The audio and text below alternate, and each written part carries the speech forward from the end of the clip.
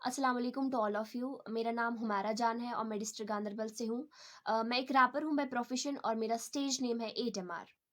जन्म दिया जिस ज़ात ने उस ज़ात की ये कैसी इज़्ज़त, बेग़ैरतों पे लानत है, कब समझोगे औरत की अज़मत, कौन गुज़रा इन मरहलों से, बस मैं भी हम सेफ़ नहीं, जबरन वो पास आए, जुमले मेरे फ़ेक नहीं, चलते अकेले लेकिन डरते हम दिन में भी, 60 साल के बूढ़े ताड़ी शैतान बसा इनमें भी, जिनमें भी है ऐसे कीड़े उनको दफ़ना दो हयात है, क्राइम करके खुले घूमे पॉलिटिक्स इनके साथ है, रज़ाए खुदा के लिए आज़ादी हमारी लौटा दो, हम दीवारों में कैद इनको आवाज़ से उड़ा दो, रेप करने वालों को टांगा होता बाजार में, न होते ऐसे दिन होती बेटियां करार में, रेप करने वालों को टांगा होता बाजार में, न होते ऐसे दिन होती बेटियां करार में। सो गाइज, मेरा ये वीडियो बनाने का मोटिव जो ये था, आप सब लोग को पता होगा कि कल जो इंसिडेंट हुआ हमारे कश्मीर में, जो कि ना सिर्फ मुझे बल्कि पूरे कश्मीर को एंड इनफैक्ट पूरे इंडिया में भी ये न्यूज़ फैल चुकी होगी, कि जो कल एक इंसिडेंट हुआ श्रीनगर में, एक लड़की पे एसिड फेंका गया उसके फेस पे। मुझे उस इंसिडेंट के बारे में तो ज़्यादा कुछ नहीं पता है, बट जितना मैंने सुना, जितना मैंने इसके बारे में रिसर्च किया, तो मुझे ये पता चला कि लाइक अगर उस लड़की की भी अब कुछ गलती है भी, उसकी कुछ गलती है भी, बट इतना भी क्या उसने जुर्म किया था कि जो आपने इतनी बड़ी सज़ा उसको दे दी। अभी जो है आप सब लोगों ने सुना होगा कि उसके फेस पूरा जो है वो खराब हो चुका है एंड जो उसकी आईज़ है, डॉक्टर ने अभी बोला है कि मैं कुछ उसकी आईज़ के बारे में नहीं बोल सकता हूँ क्योंकि वो अभी आईज़ नहीं खुला पा रही है। शायद उनकी आई साइट जो है वो ख़त्म हो चुकी है।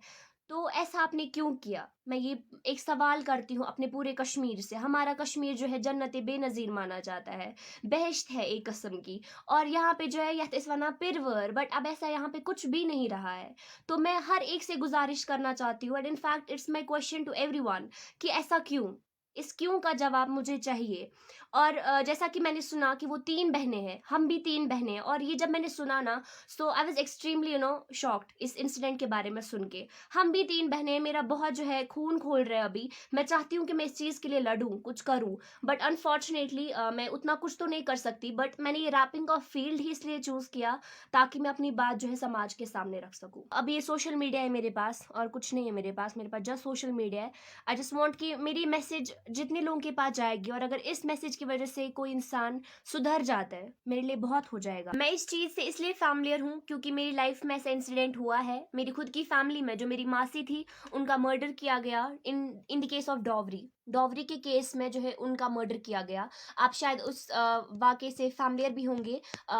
शी वाज़ लिविंग इन पांदच, पांदच में ये केस हुआ था एंड सिर्फ़ हमारी फ़ैमिली इस चीज़ के साथ कनेक्टेड नहीं थी, पूरे कश्मीर में ये इंसिडेंट वायरल हुआ था। इनफैक्ट न्यूज़ चैनल्स में भी दिखाया गया था।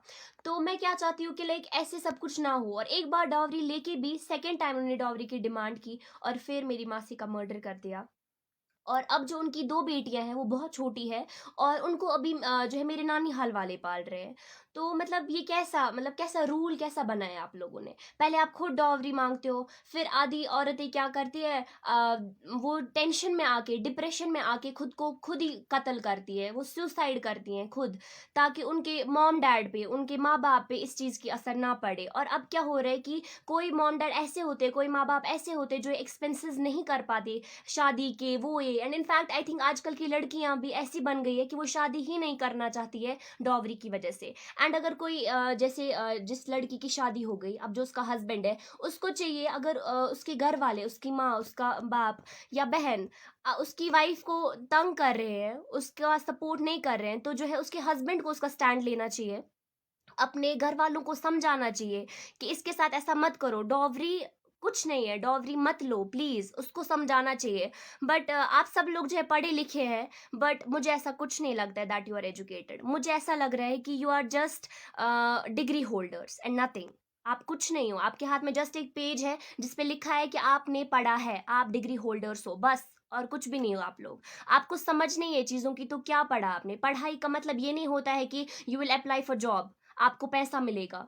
And dowry is not about the luxurious things. Dowry is ये जो हो रहा है, it's about the lives of the daughters, so please respect girls. And one thing to say, जैसे कि रिसेंटली एक इंसिडेंट हुआ हमारे यहाँ पे कश्मीर में कौसर जान का, उस चीज से हर एक फैमिलियर होगा, हर एक कश्मीरी। तो उसके साथ भी सेम हुआ, डॉवरी का केस था, उसका मर्डर कर दिया। क्यों? उसकी कितनी छोटी बेटी है, आप लोग को इंसाफ नहीं आता है? उसकी कितनी छोटी बेटी, इनफैक्ट उसके हस्बैंड ने भी उसका सपोर्ट नहीं किया। क्यों? अगर आपके घर वाले आपकी वाइफ को छेड़ रहे हैं, आपको चाहिए कि आप अपनी वाइफ का स्टैंड लो। ये नहीं है कि आपको माँ के अगेंस्ट जाके बीवी का पल्लू पकड़ना है, ऐसा कुछ नहीं कह रही हूं मैं। आई एम जस्ट टेलिंग कि आप घर वालों को बोलो कि डॉवरी मत लो, डॉवरी मत लो प्लीज। मेरी मासी के साथ जैसा हुआ, कौसर जान के साथ सेम हुआ। अब जो इतने सारे इंसिडेंट्स हुए, इन सारे इंसिडेंट्स के बाद मैं इतना बोलना चाहूंगी कि अब मुझे लग रहा है कि हम लोग कहीं पर भी सेफ नहीं है। We are not safe anywhere.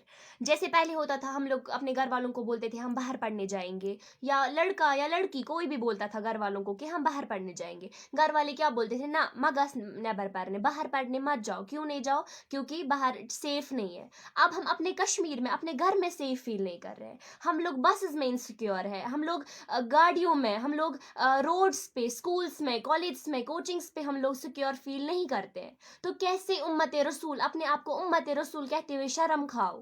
कैसे उम्मत रसूल हो आप लोग? कैसे? हमारे नबी ने यही फरमाया था, यही बोला था कि लड़कियों को जो है इतना इतना ट्रॉमा में डालो, इतना टेंशन में डालो कि वो अपने आप को खत्म करे।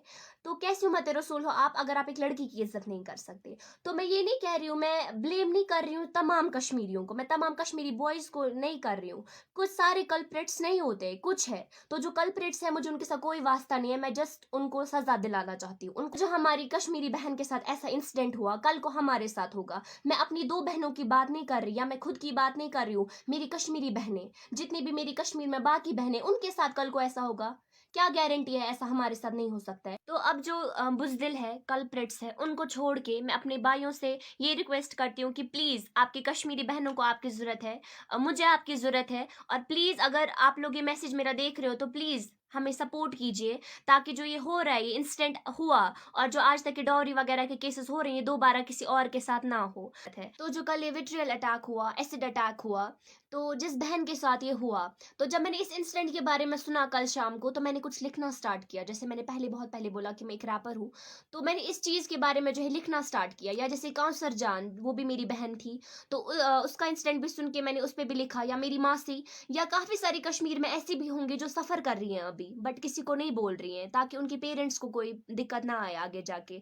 तो उन सब पे मेरा एक सॉन्ग आएगा इंशाल्लाह, अल्लाह ताला की मदद से कुछ दिन में मैं वो जो है अपने चैनल पे अपलोड करूंगी।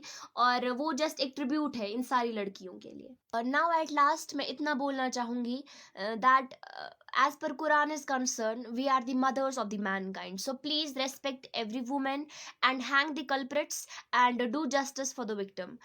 So being a rapper, I want to share some lines with you all. किसी की माँ को रुलाकर और किसी के बाप की सारी खुशियाँ छीन कर न तुम्हें कुछ हासिल होगा न तुम्हारे नसीब को। अपना नजरिया बदलो, दुनिया बहुत खूबसूरत लगेगी, वरना अपने घर में जाकर देखो, वहां भी एक औरत मिलेगी। Thank you so much and Allah Hafiz.